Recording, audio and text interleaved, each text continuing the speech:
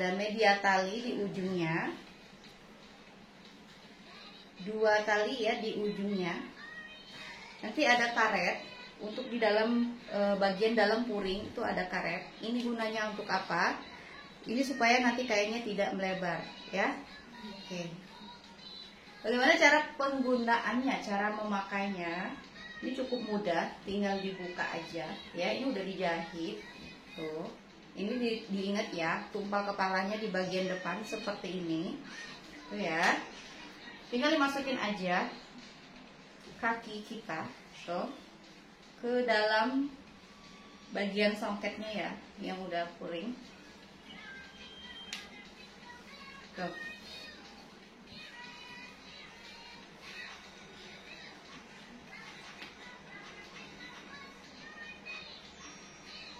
Lipat bagian dalam, jangan lupa talinya dikeluarin dulu ya. Lipat bagian dalam,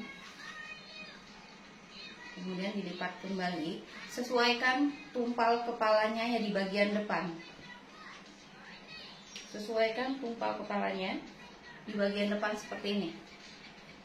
Tuh.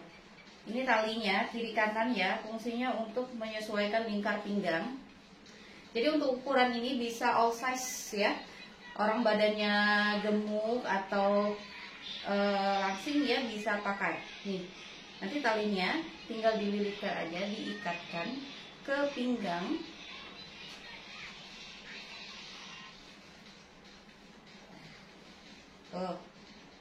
Lalu diikatkan kembali.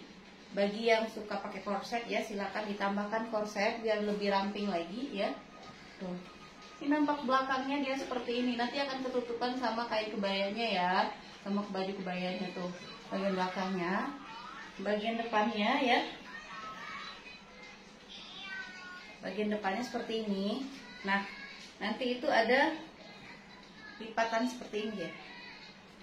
Lipatan seperti ini. Tuh ya.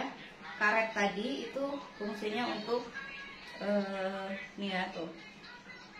Supaya nggak kebuka ya. Tuh. Gampang ya cara pemakaiannya, gampang sekali. Jadi buat yang nggak biasa pakai kain, ini untuk jahit puring seperti itu.